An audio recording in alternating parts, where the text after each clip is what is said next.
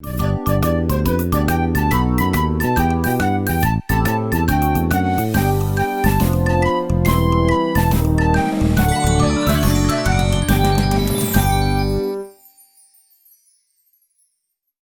everyone. Welcome back to the Spots of Love podcast. I, of course, am your host, Karan. Today, we have a very, very special guest here with us. We have Miss Jamie Ruth Connor, who was a part of the very beginning days of Barney.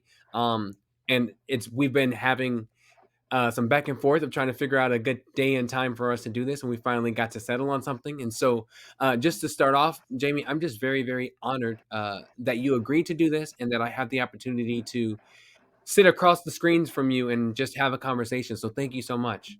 Well, I'm pleased to be here. Thank you for asking me. For sure. It's a long time, Barney. Yeah. It has been, and it's touched so many people over the years. And we always talk about Barney as the character, but there's so many people like yourself from that was in the background that made that show possible. And without each of you, it wouldn't be the exact same kind of show that we were able to see and get inspired by. And so I Well, always appreciate. I have a lot of interesting facts that don't get into many Barney things because I was there at the very beginning, and it was kind of unusual how I was brought into the project. I normally had lots of pre-production planning to do a project, and I was kind of brought in on Barney on the fly. And I was working another movie in East Texas, and I got a call from John Grable, who you obviously have referred to before in something else. And he and I were longtime friends. We had been involved in other children's shows together. Mm-hmm. And in fact, that's how I met him, was I was his art director, puppet master, and props mistress for a show that he did in 1984. So he called up the executive producer for the movie I was working on, and he said, "Is she tied up with your production?" And he said, "No, we're finishing up." And he asked him some questions. He says, "Well, let me tell you what I've got to do." And the other gentleman's name was also John. And he said, "John, I've got a real intense project I have to do, and I need to know, do you think she can do it?" And he apparently said yes. And so John called me, and I came back on the weekend from shooting down there. It was like a 3-week project down there in East Texas, and we made an appointment for a Saturday, and I got my portfolio all together. I just knew it was a kids show, which I love doing. I've always loved doing children's shows. And in fact, I've been involved in about 5 or 6 major children's shows. And so he called me in, and we met in his office on an off day, so that, because there's a lot of people in the industry that I knew, and he didn't want to, ripples in the water yet until he had my confirmation. But I got my portfolio ready, and of course he knew about my work before on the show that I did with him, which was Sunshine Factory. And one summer we did like 135 episodes of that show. Wow. It was a major, it took all summer to do it. And so he knew I could do certain things, but he didn't know if I could do the specific thing he was looking for. So we met, and I put my portfolio out on his desk, and I was ready to get into it. And he said, "Well, I've been checking up on you, and why do you think you're here?" And I said, "Well, I think you need an art director." That's what John told me. And he just laughed. He said, "You got the job. I don't need to see your portfolio. Everything I've heard about the work you do, I don't need." And see, this was like 4 years later than when he and I had worked together. So He said, I'm glad to look at it, but you got the job if you want it. And I said, well, I don't even know what I'm interviewing for, really. Yeah. He said, well, it's a really, and this is to get into some information that you've probably never heard from somebody. He said, I'm Mhm. having a lot of difficulty with the union houses I'm working with. This Texas is a right to work state. You don't have to be a union member to do work. Although in Dallas, Las Colinas had just become a big thing, and they wanted to make it a union uh, operation, Mhm. but Texas didn't require that of people to work a good job. So, and I've been involved in a lot of union jobs, but I never had been compelled to join a union and just wasn't interested in it. And so uh, he said this job, we have two major parts of this job that we're having a lot of difficulty with, and we have to start taping in a month. Wow. And so in May, early part of May. And I said, okay, so, lay it on me. Let me know what it is. And so he said, we're having a lot of trouble with the people building the Barney. Uh, it was a life-size puppet, and they were building an authentic looking dinosaur. And he kept telling him, no, this is a kid's show. It can't be scary. And it's got to be cuddly. Mhm. And he said to me, it needs to be something that the youngest character in the show can come up to and hug and cuddle with and feel comfortable. Sure. But this is a life-size puppet, right? So that's a little, and I also keep the mechanics working on the puppet. And so then he said, and the other one is Yeah. we've got this guy who's a production designer. His name was Okwita, and he's not giving us what we want either. And Sandy Duncan was due to come in within like 3 weeks and start pre-production planning with that, and she didn't have a set to operate on and to actually perform on. Wow. Um, so, and then the puppet creator was Irene Corey from Irene Corey Designs, and she had done a Oh lot of yeah. stage plays at that particular time.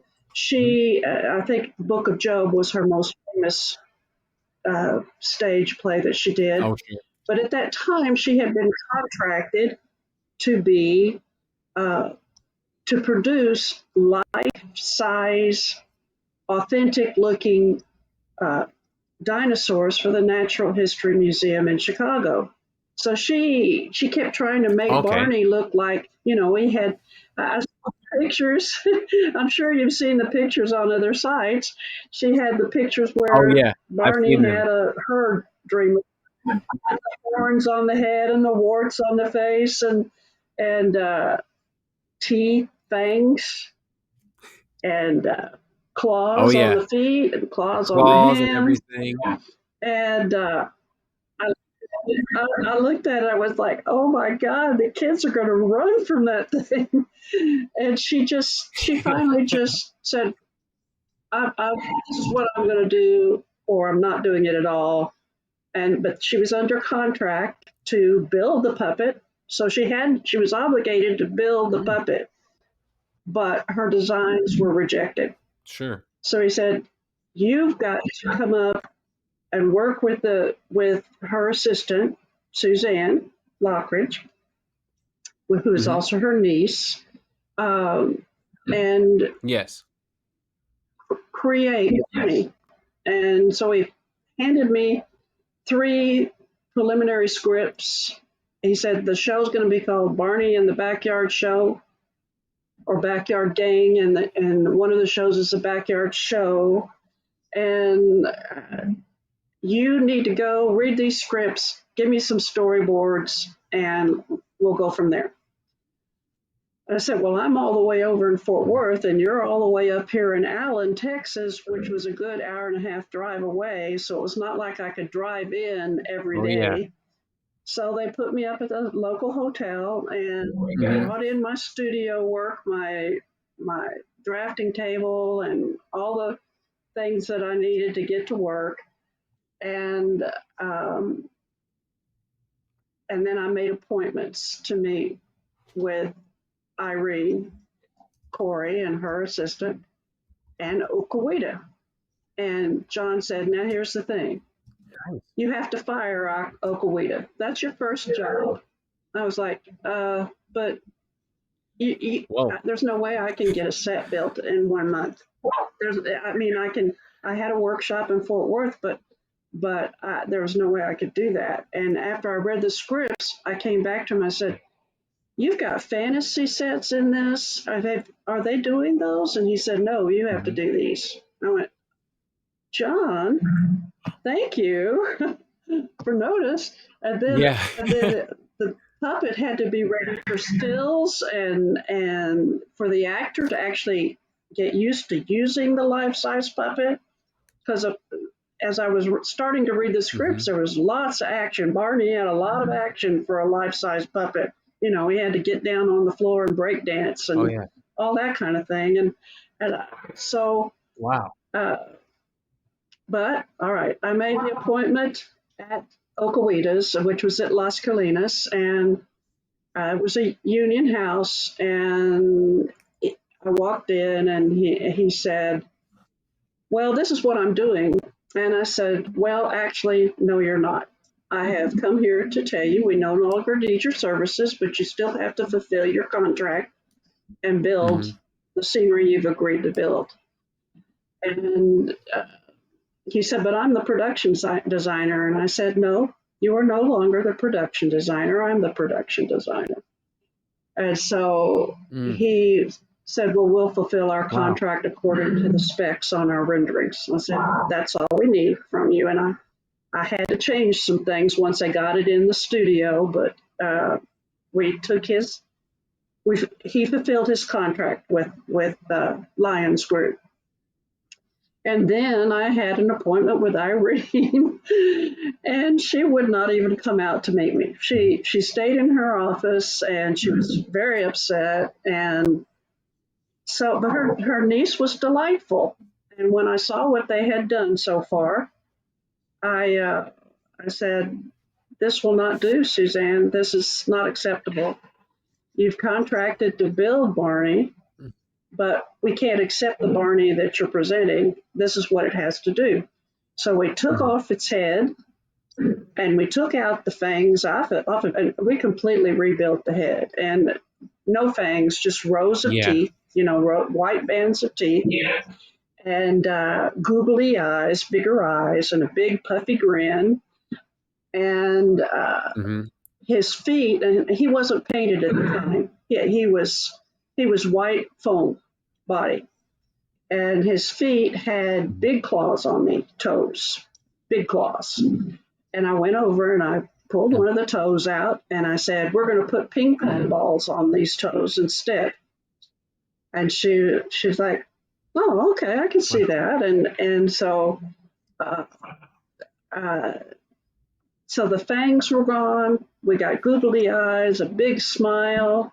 He had a big smile. I mean, I'm looking at your doll behind you. And I mean, his smile was as big as that doll's smile, or bigger. Yeah. And they didn't know how to build a life-size puppet. And so it was really constructed quite really, I guess, the way they thought it should be constructed. But it, as I'll tell you in a little bit, it was a real obstacle to the production. And then so I came back and I saw the toes, and I had left and gave them a couple of days. I came back and they had the head rebuilt, and they had the feet ready with the big ping pong ball toes, and they were actually a little bit bigger than ping pongs, I think, but that's what I told her. I wanted something that looked like that. And she said, "Well, now what color do you want him?" Well, Irene had designed a kind of in her renderings, a gray, gray lizard skin with warts and Oh, sure. scales and stuff. But the skin was smooth. And I said, and at that time, purple was a very, very popular color in the Pantone color selections. And I said, let's make him purple. Mm-hmm. That's a good color for kids. But let's make it purple with a green stomach and put green spots on his back. And I helped her place the spots. And she had construction paper spots. We put them on there in various sizes.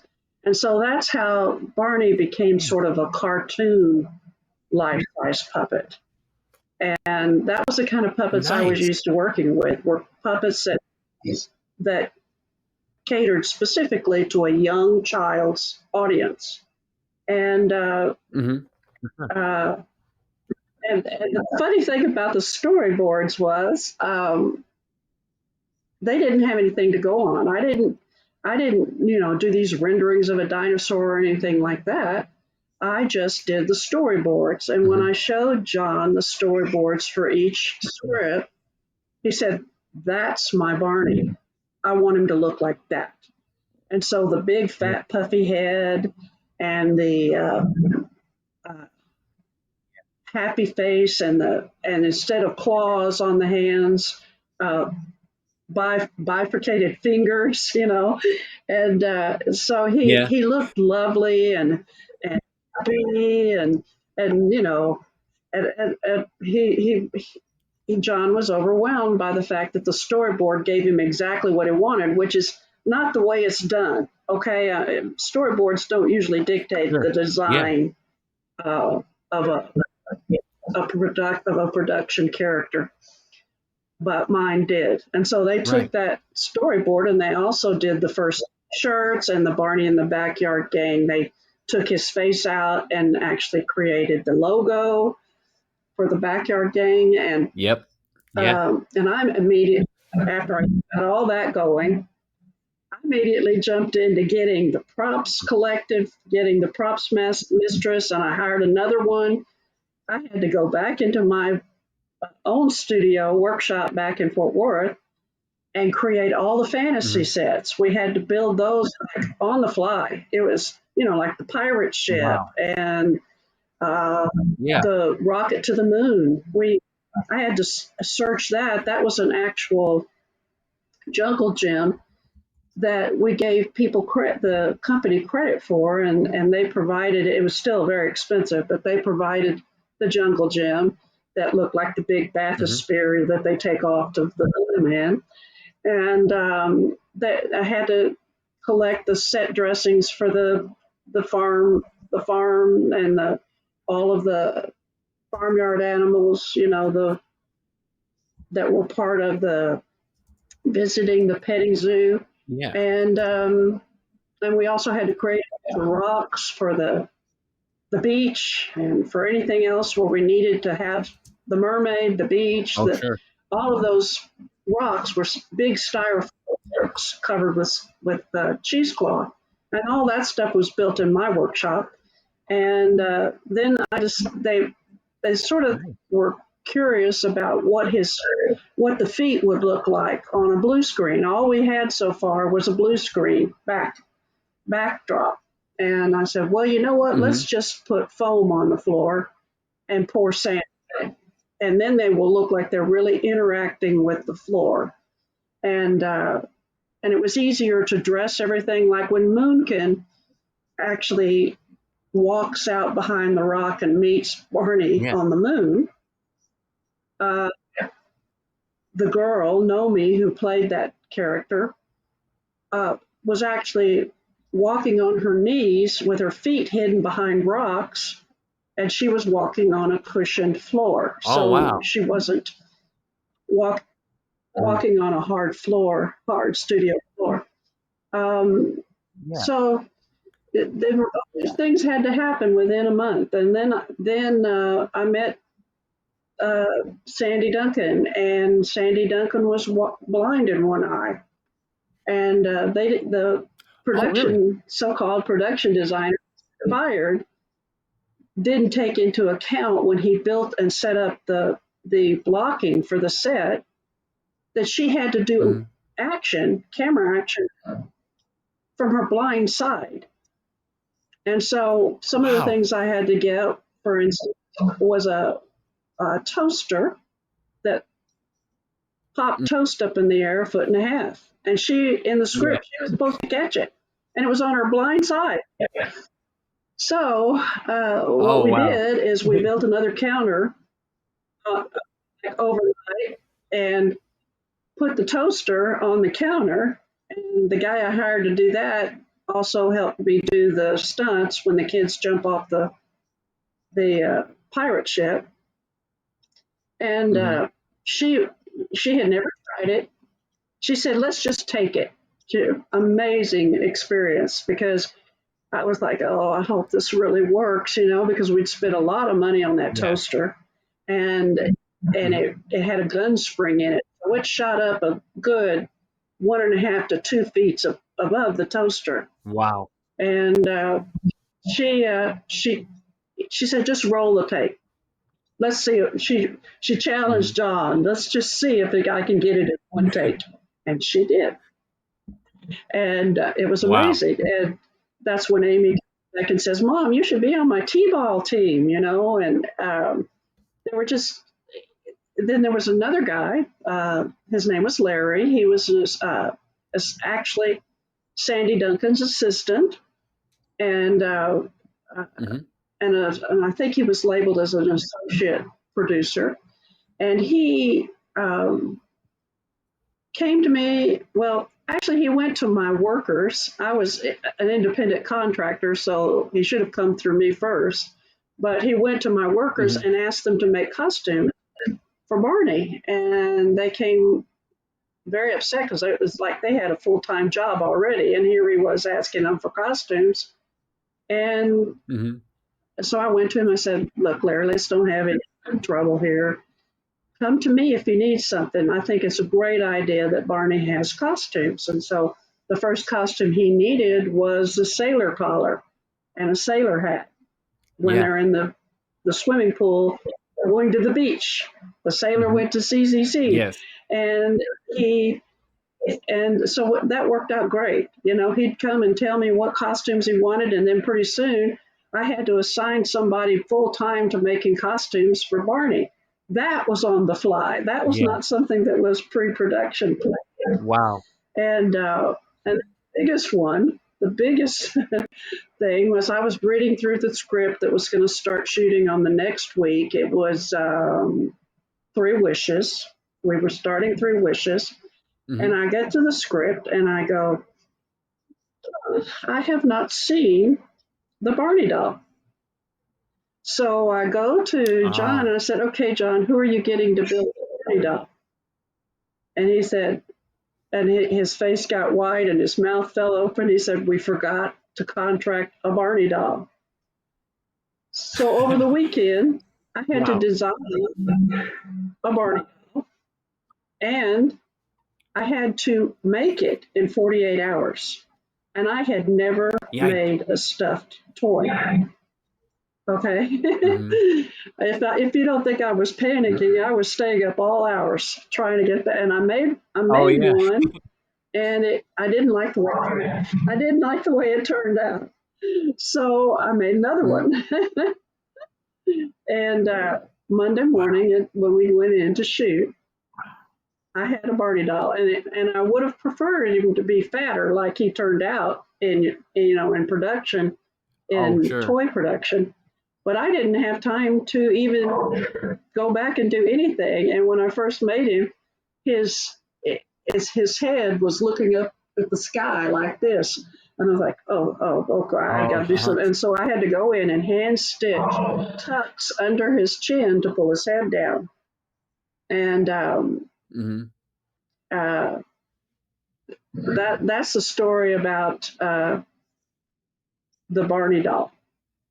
And there have been all kinds of efforts. At the end of the show, I had put all the props in a locked crate up in the loft at Lions Group, and somebody got into it and they stole the Barney doll. And there have been a Oh lot of wow. attempts to find Barney the doll, but I think Yeah. he's lost forever, or else somebody's going to leave him to someone in their will. I don't know. Yeah. Anyway, I think the same. I think the same because our friend Andrew. That's huh? what his search has been. Is Andrew? That's what his search has been. Is trying to. Oh yeah, the lost Barney. I mean, we both were calling everybody looking for it, Yeah. and we knew somebody had gotten into the crate because they did a performance Mm-hmm. at a school or a hospital, and they got the duck umbrellas out, and he Oh was sure. packed in a separate crate inside that crate with those umbrellas. So when they unlocked that crate, they gave somebody the opportunity to go through it. I guess I don't know. Uh, we've asked everybody, That's such a can't find shame. it. But of course, Andrew made Mhm. me another one, and I'll show that to you in a minute. That's my special object. Awesome. And I had told him that I would like, before I die, to at least hug him one more time, but I don't. So Andrew made me one. So not quite him, but Yeah. it's close enough. And Absolutely. at the time I was doing all this, I was also in graduate school, and Wow. I wanted to be appointed as a communications minister to South America. I wanted to be a missionary, a media missionary. Hmm. And for one reason or another, they wouldn't accept me. So I sort of got into the production business via the school I was attended, Oh, I the got you. the Sunshine Factory production that I'd done with John as Christian family values Yeah. production, and so uh, I was heartbroken that I couldn't be a missionary. I wanted to go to South America. I'd lived in South America before, Hmm. but I realized in looking back over all the shows that have been done around the Yeah. world, um, I have reached more people than I could have possibly have reached if I'd been appointed to South America. And Irene franchised my design without ever contacting me. And if you go back and look at history and other videos that have been done, she never claims to have designed Barney Hmm. because she didn't. Yeah. I did.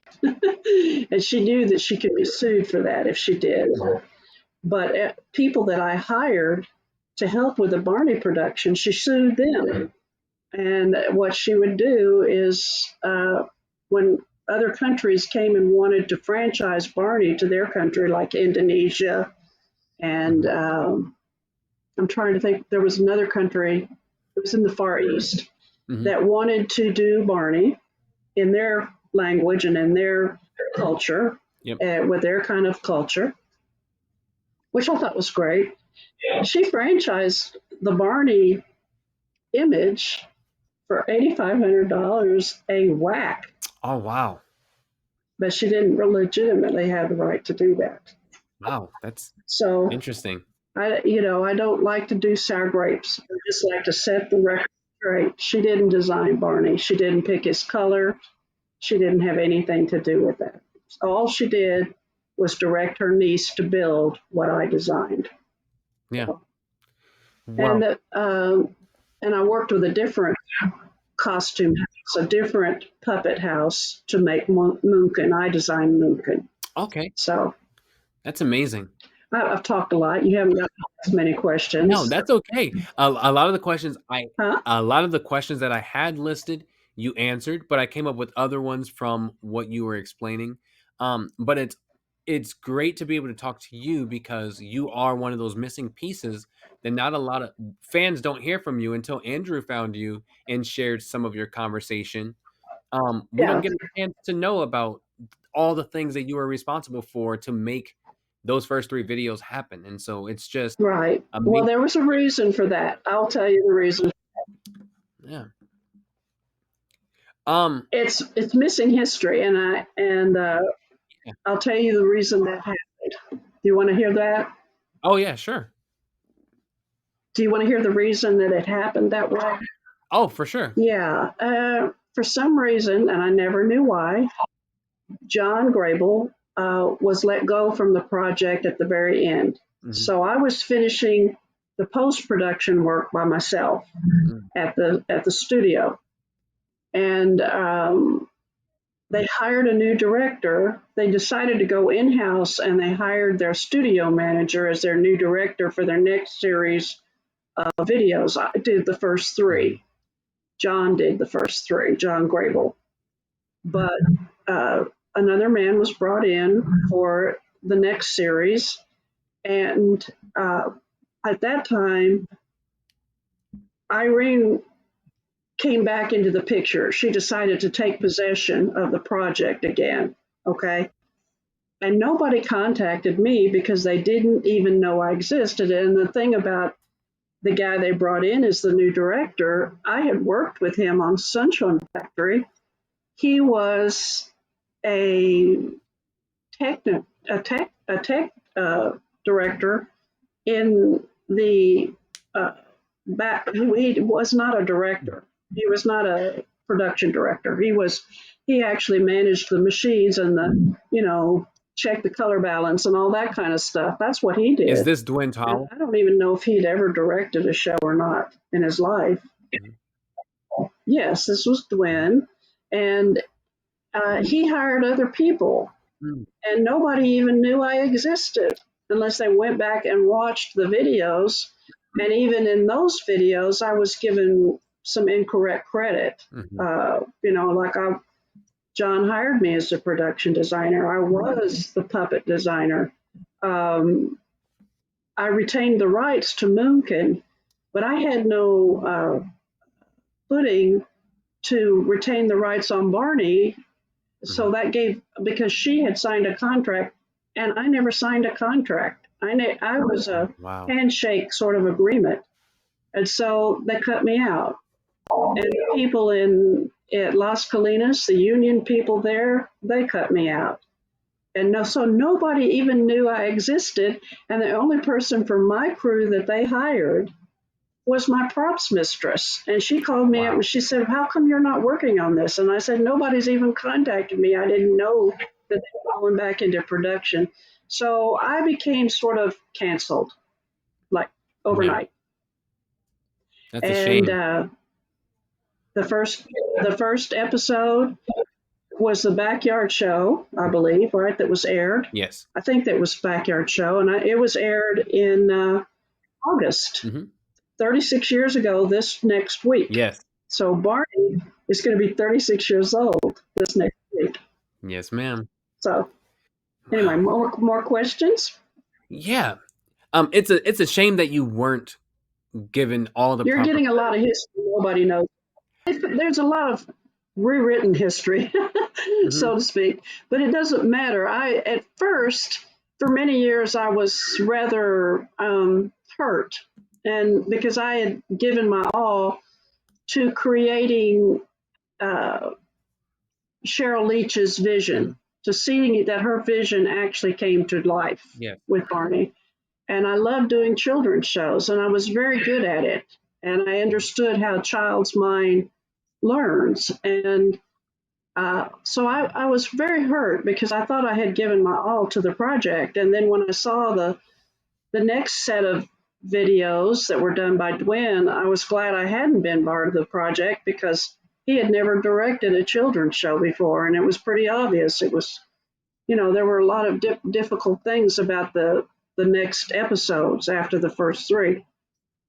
So I Mhm. was pretty. I can actually say I was bitter for a while, and Irene Corey sued some of my friends that had helped me with the production. They wanted a mall Barney, and Irene Corey wasn't a puppet builder. Mhm. So I said, okay, well, I know somebody who makes mall life size puppets, mascots, and things for football games and stuff like that. Mhm. And so I hired her to make the first mall Barney. that they used for promotionals when they introduced the show. And she sued her. And that one action caused my friend to leave the industry. She was so disillusioned by it that she actually sold her business away.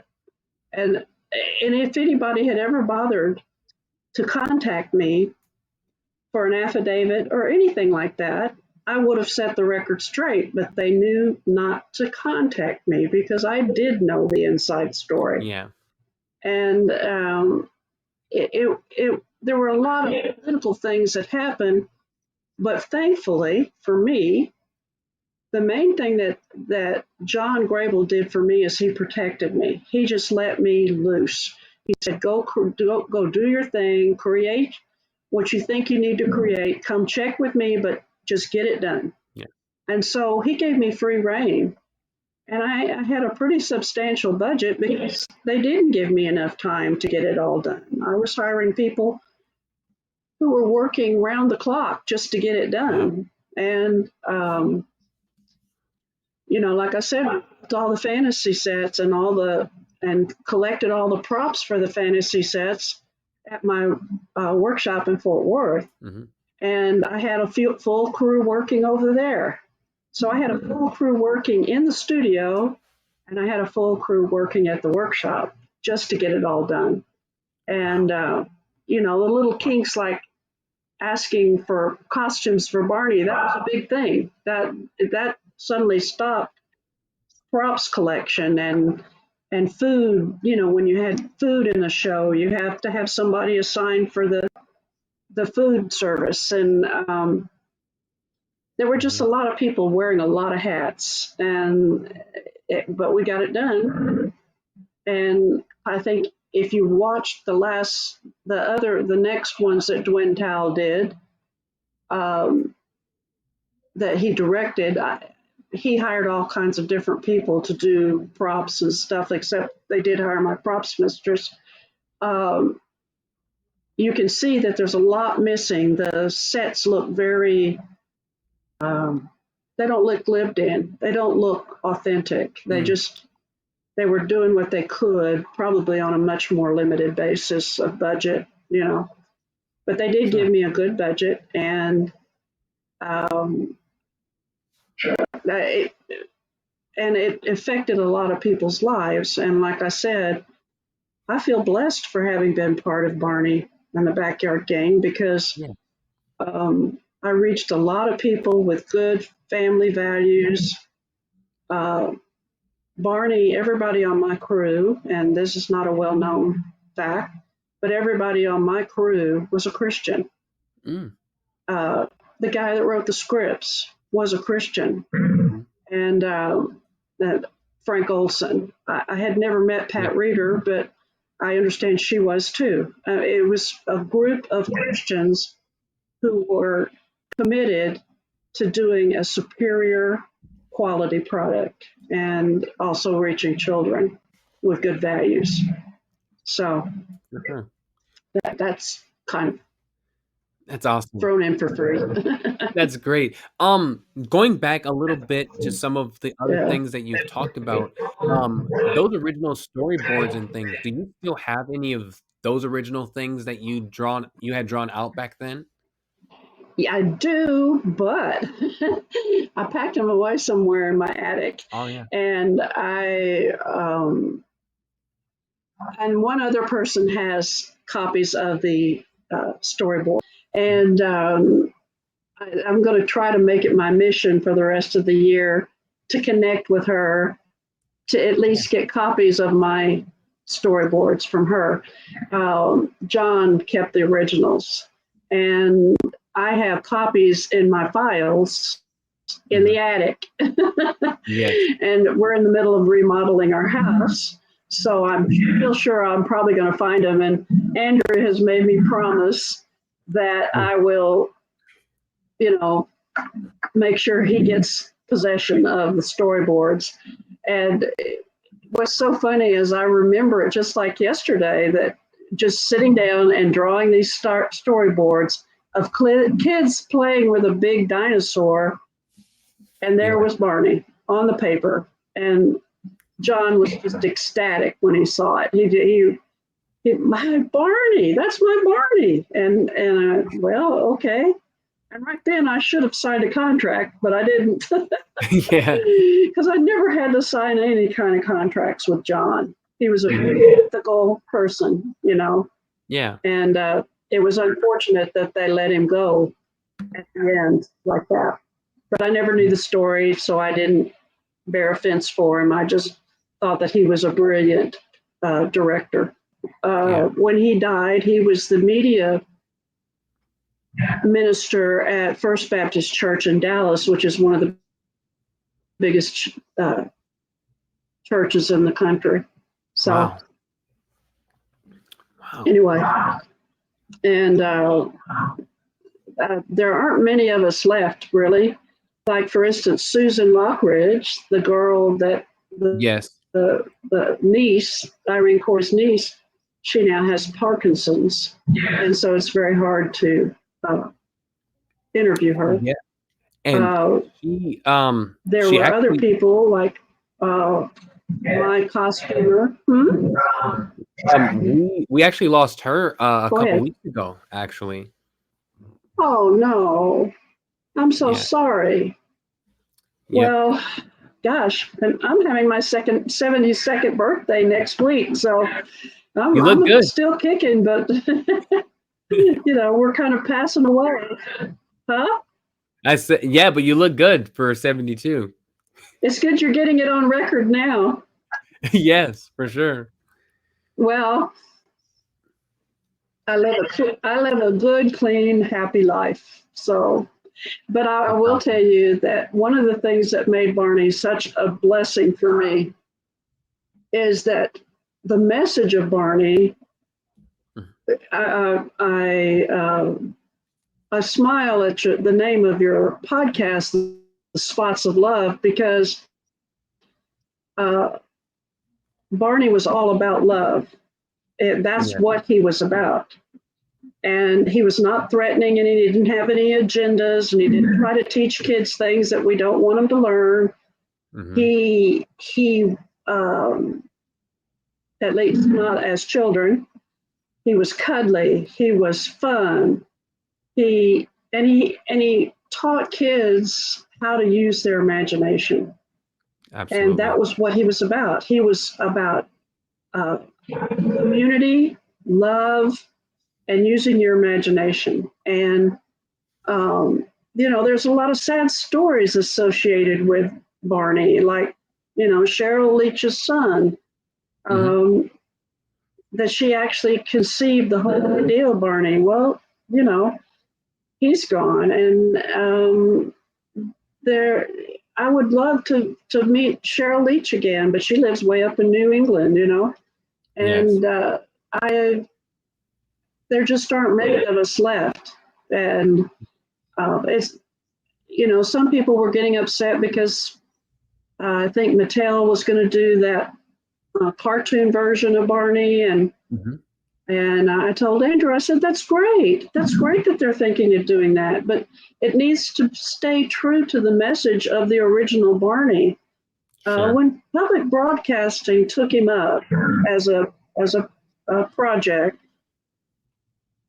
was when a lot of political, I'm going to just use old language here because I'm not going to get into this whole canceling thing, but they used Barney as a vehicle to teach children values that weren't original to Barney, nor to Cheryl Leach's vision for him.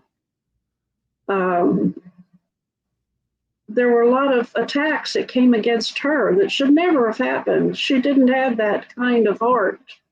I didn't know her well. I only met her a couple of times, but I knew John, and John trusted her. So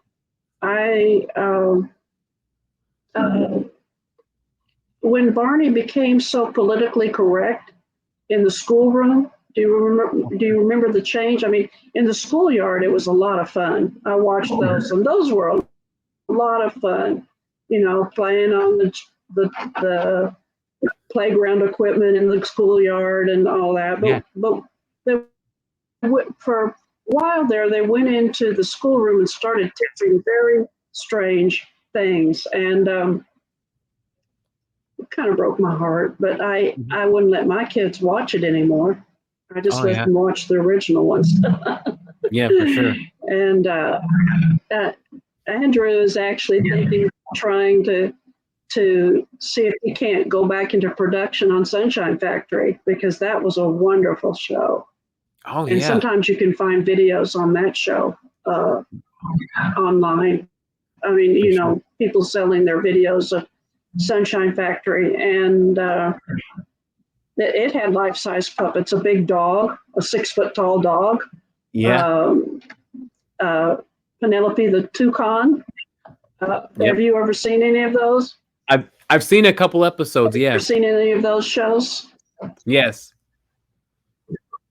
Yeah. Well, they were fun, and they were done on shoestring, a real shoestring. All of the crew practically on that show, they were graduate students doing internships to produce that show. Wow. So, and they learned the hard way. It was a hard summer producing that show. And, you know, it was a hard summer with Barney. We only did 3 shows, and it took us 2 months and 1 month of pre-production to do it. It was 3 months of my year. And there's a lot of things that have blessed me about Barney. Like, for instance, I didn't spend my salary. I got a nice salary out of it. I didn't get anything like what I should have, considering that I was the designer, but I wasn't bitter about that. I wasn't, I felt blessed by it.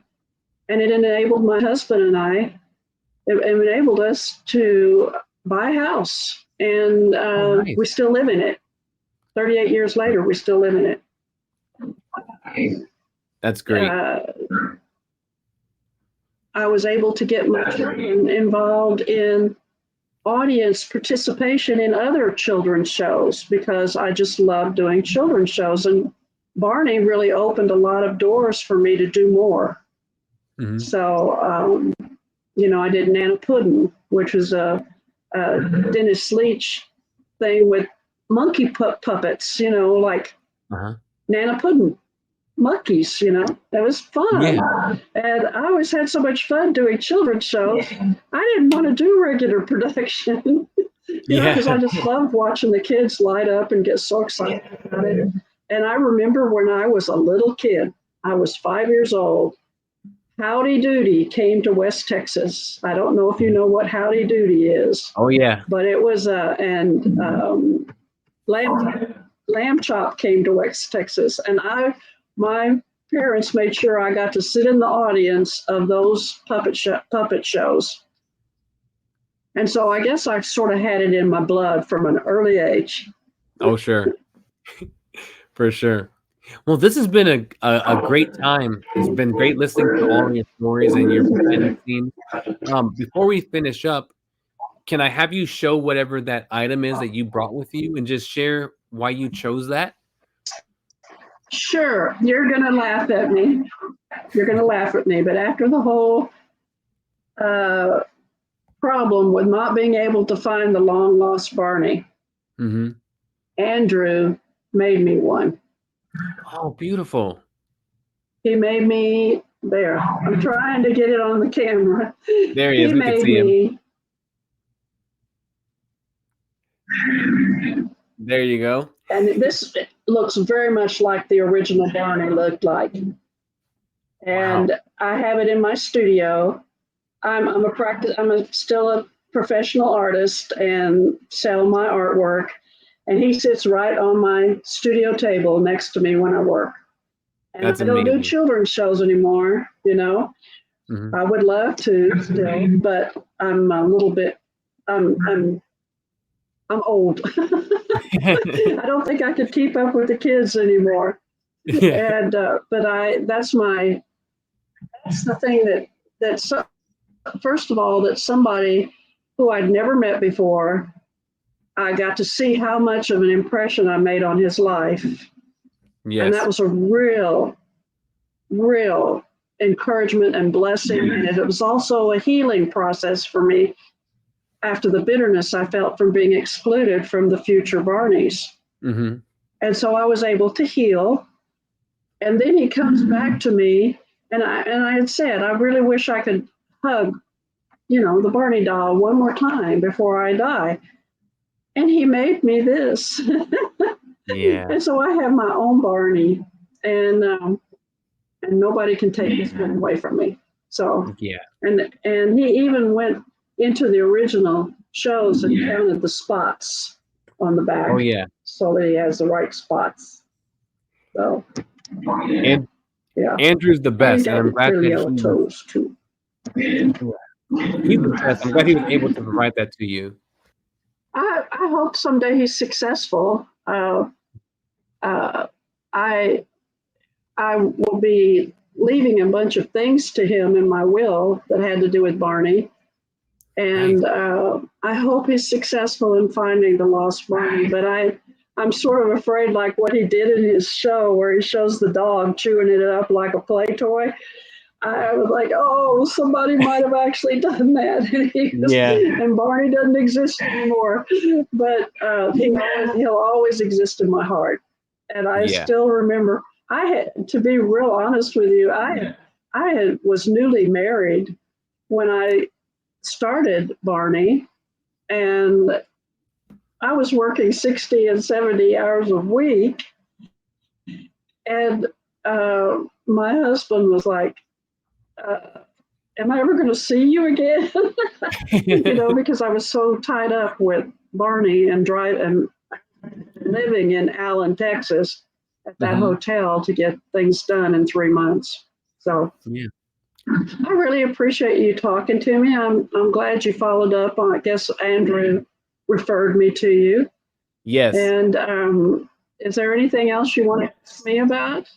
I just want to show you. I don't know if you've seen it. I'm real talkative, so I probably feel all your. No, that's okay. I don't know if you've seen it, but Andrew has built a replica of the original suit also. If you can see that. Okay, yes, he sent it to me last week. And and he actually, kind of did the cool thing with the curtain and everything. That photography shoot that Irene Corey did with Barney, they made sure I didn't know about it. Oh, really? I have those pictures, but I should have been photographed with Barney, and I wasn't. But I have the pictures of him by himself, and I have the pictures of him before he was even painted. And I gave Andrew copies of all those, but it's really funny how if we're not careful to preserve our history, and Barney is a key part of many kids' history, if we're not careful to preserve the history as it actually happened, it's lost. And people can say whatever they want to say.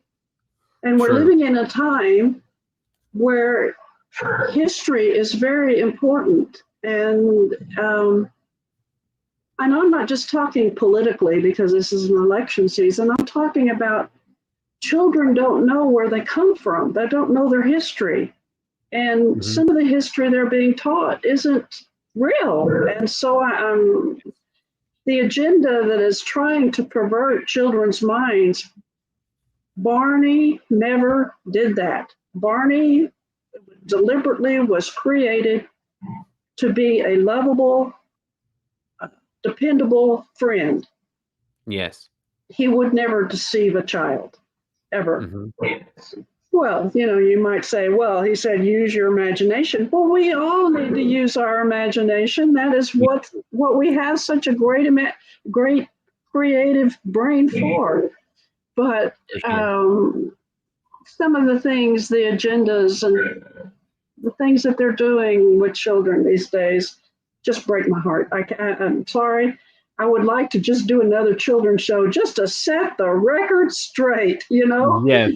but that'll be up to somebody else. Somebody, somebody like Andrew or somebody like you, somebody that has a heart for this kind of thing, but really understands that children are sponges, but you've got to put good things in them. You can't put the other stuff and the bad stuff in kids. They're too impressionable, and they have to be protected. That's what I agree anyway. And Barney was a good protector. Yeah. So, well, yeah, I agree. I think that's the perfect way to end it. I love all the history. I think everyone's going to really, really enjoy this episode, being able to hear from you.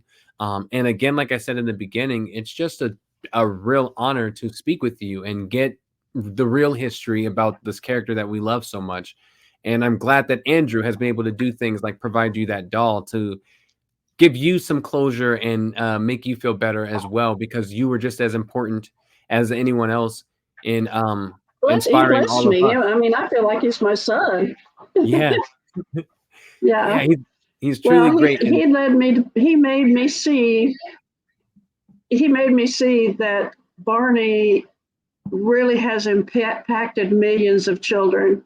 And I could never have imagined I would have such an impact on so many people. And it's made me feel like I've lived my life well, that I have been a good servant. Yeah, well, I'm glad. I hope that you know that you're valued and you're important and you're loved by all of us. And it's just great that that the creative that you were and that you are was able to help lead so many of us throughout our childhood lives. So I'm glad that you feel fulfilled now. Yes. I feel like I've done a good job. Awesome. And I want to pass that legacy on to other people like your age. I told Andrew, and I'll tell you, that you need to bloom where you're planted. Yes. And you just we have certain things we can achieve in our life, and we need to impart to the people coming after us so that they can achieve things in their lives and really, really bless children. Yes. Not do anything to hurt their hearts or wound them in the beginning. They need to be nourished, and Barney's a great nourisher. Oh, yeah.